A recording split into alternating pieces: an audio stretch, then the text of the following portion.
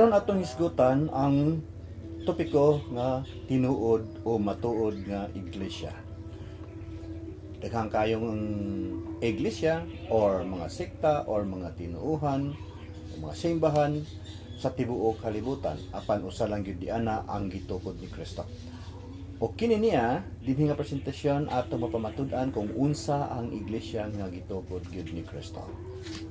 Atod pa sa gitudlo sa atong simbahan, ang Santa Iglesia nagtudlo nga si Kristo sa dinhi pa siya sa kalibutan, nagtukod usa ka iglesia aron maoy mo padayon sa iyang buluhaton sa pagtudlo, pagdumala ug pagbalaan sa iyang katawhan.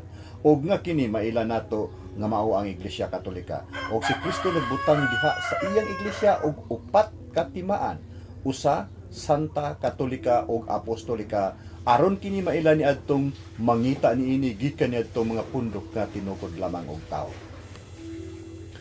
Ang Santa Iglesia mao ang makailapon nga instrumento sa kaluwasan ug kinahanglan alang sa kaluwasan nga ang tawo mahidugtong niini. Katong nasayod nga ang Iglesia Katolika mao ang matuod nga iglesia nga gitukod ni Kristo ug unya dili magpasakop niini o kaha katong iyang mga sakop nga dili magpabilin kaniya malisod ang kaluwasan. Alang sa iyang mga sakop kinahanglan ang ilang paglahutay hangtod sa katapusan, kay kun dili mas higpit ang paghukom nga himuon sa Dios tungod kay sila nakadawat man sa mas daghang mga grasya. Pangutana, igo na ba nga ang usa ka pundok magdala sa ngalan ni Kristo? Ingon nga timaan nga kini tinuod gayud nga iya ni Kristo. Ang tubag, dili igo ang ngalan sa pag-ila sa tinuod. Si Kristo nagpasidaan nga dunay daghang mga magdala sa iyang ngalan aron pagpasipala sa katawhan.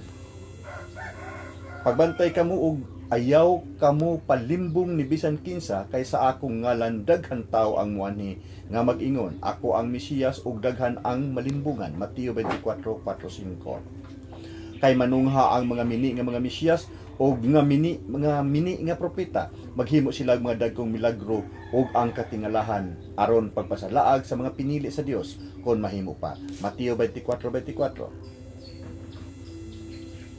Bisan sa panahon sa mga apostoles nagsugod na pagpanungha ang mga mini nga mga magtutudlo. Dili sila matuod ng mga apostoles kundi mga mini nga namakak mahitungod sa ilang buhat ug nag-usab sa ilang kaugalingon aron mahisama gayud sila sa matuod nga mga apostoles ni Kristo.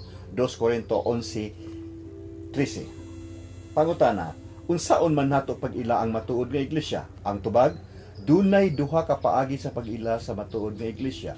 Una, nga si Kristo gyud mismo ang iyang magtutukod ug ikaduha, pinaagi sa iyang mga timaan.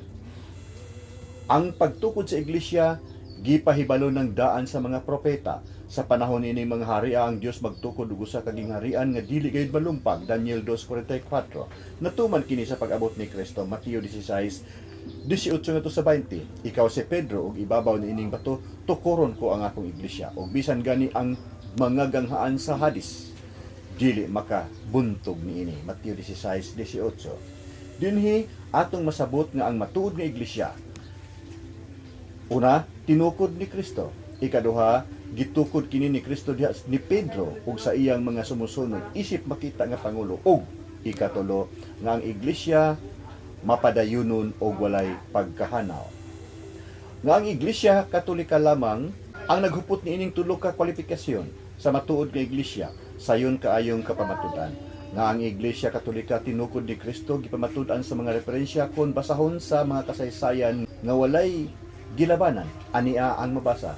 Iglesia Katolika ang kinatibuk-an nga termino nga gigamit sa pagpasabot sa kapunungan nga gitukod ni Kristo o gipadadaan sa Espiritu Santo sa adlaw sa Pentecostes.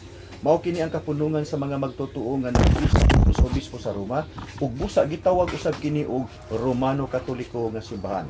Roller Encyclopedia, Volume 5, page 106. Ng Iglesia Katolika lamang ang miila ni Pedro nga pangulo og padayon nga gidumalahan sa iya mga sumusunod. Makita nato sa lista sa walay bugto nga kutay sa mga Santo Papa nga nagsugod pa ni Pedro.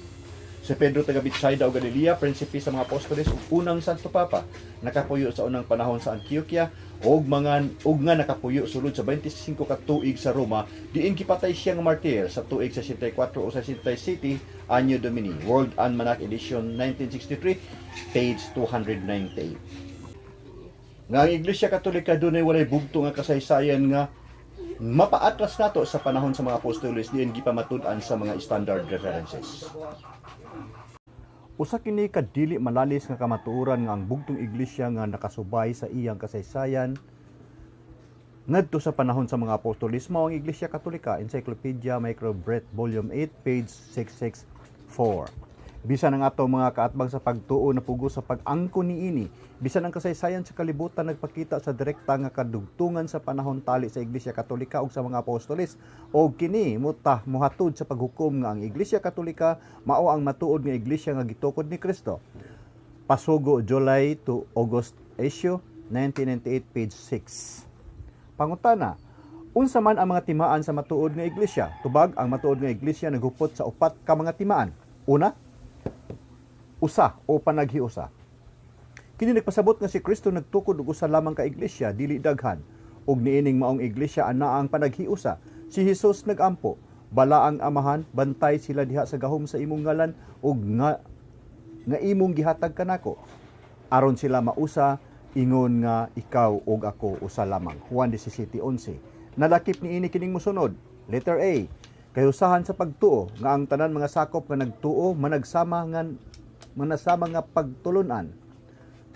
May usa lamang ka lawas ug usa ka espiritu, ingon nga may usa ka lamang ka paglaom, may usa lamang ka Ginoo ug usa ka pagtuo. Efeso 4:4-5. Letter B, kayusahan sa pagdumala nga ang tanan nagkayusa sa pagpailawom sa makita nga pangulo nga gibilin ni Kristo. Mahimo silang usa lamang ka panon ubos sa usa ka magbalantay. Juan 10:16. Og si Kristo miingon ngadto ni Pedro, ati man ang akong mga nating karnero, ati man ang akong mga karnero. Juan 21:15 ngadto sa 17. Letter C, kayusahan sa pagsimba, ang tanan nagkahiusa sa usa ka paagi sa pagsimba pinaagi sa usa lamang ka sakripisyo ug gigamit nila ang ilang panahon sa pagpamati sa mga gitudlo sa mga apostoles ug sa pagpikas-pikas sa tinapay ug sa mga pag-ampo. Buhat 2:42. Sanglit may usa lamang kapan, kitang tanan bisan daghan usa lamang kalawas, kay nakig-ambit man kita sa usa lamang kapan. Unang Korinto 10:17. Ang Iglesia Katolika naghupot sa kahiusa diha sa pagtuo pinaagi sa kredo ug sa iyang katekismo. Kahiusa sa pagdumala pinaagi sa iyang mga kaobispuhan ug sa mga Santo Papa. Kahiusa sa pagsimba pinaagi sa iyang liturhiya diin anaa ang pagbasa sa Biblia, ang pagsaulog sa mga sakramento ug sa santos nga misa. Number 2, ikaduhang timaan sa atong Santa Iglesia mao ang Santa kung balaan. Apan kamo mao ang piniling katawhan, ang mga harianong pari ug ang balaang nasod. Unang Pedro 2:9. Ang iglesia balaan gumikan niini nga mga katarungan. Si Kristo nga iyang magtutukod balaan ug tinubdan sa pagkabalaan. Kung balaan ang unang tipik sa pan nga gihalad ngadto sa Dios, balaan usab ang kinatibuk-an niini. Ug kung balaan ang mga gamot sa kahoy, balaan usab ang mga sanga. Roma 11:16. Letter B, ang iglesia nagtudlo og balaan nga mga pagtulunan. Si Hesus mimando, tudloi sila sa pagtuman sa tanan nga akong mga gisugo kaninyo. Mateo 28:20. Letter C, ang iglesia naghupot sa kinaadman sa pagkabalaan nga mao ang mga sakramento nga gitukod ni Kristo. Isipa kami nga mga sulugon ni Kristo nga gitugyanan sa mga tinagong kamatuoran sa Dios. Unang Korinto 4:1. Letter D, ang iglesia namungag mga santos o balaan ug gipili ko kamo aron manlakaw o mamungag daghan mga bunga nga mulungtad. Juan 15:16.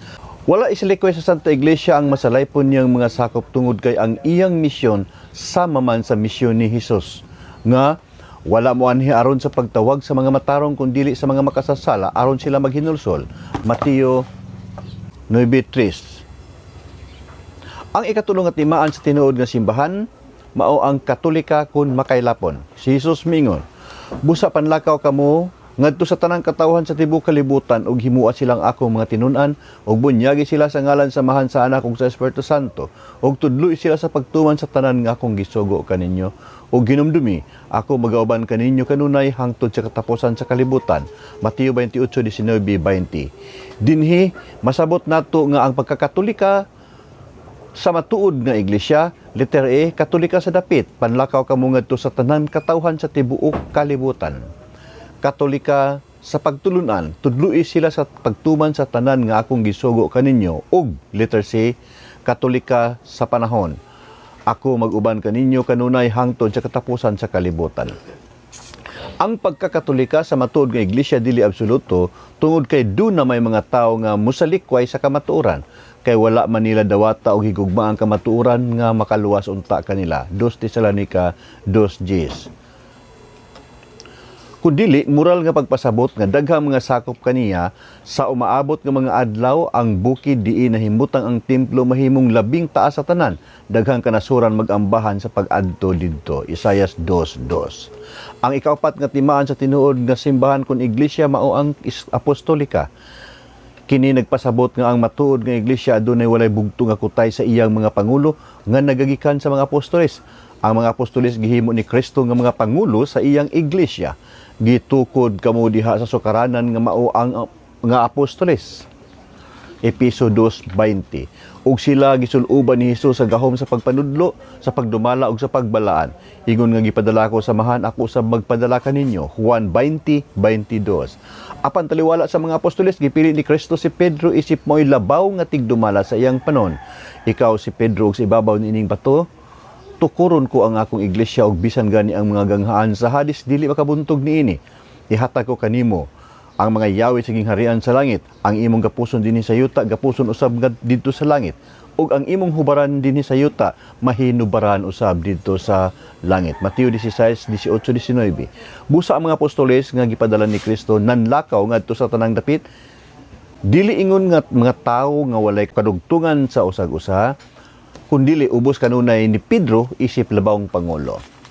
Si San Anselmo miingon, ubi Petros ibi Ecclesia, ngang hubad mao kini, diin gani ato si Pedro, nagdumala pinaagi sa iya mga sumusunod, nga mao ang mga Santo Papa, ato adito ang Iglesia.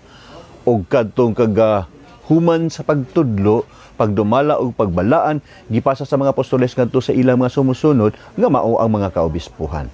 Sa matag Iglesia, nagtudlo sila og mga pangulo, og uban sa pag-ampog pagpuasa, ilang gitugyan sila ngadto sa Ginoo. Buhat 14:24. Daghang salamat ug mao kadto ang kinatibuk-an nga presentasyon sa tinuod nga simbahan. Ang timaan usab sa mga matuod nga simbahan. Kung wala ka pa maka-subscribe sa akong channel, palihog sa pag-subscribe, unya pitki ka ng notification bell ug induta ka ng all aron ma-inform ka sa tanan natong mga upload nga mga bag-ong video. Daghang salamat.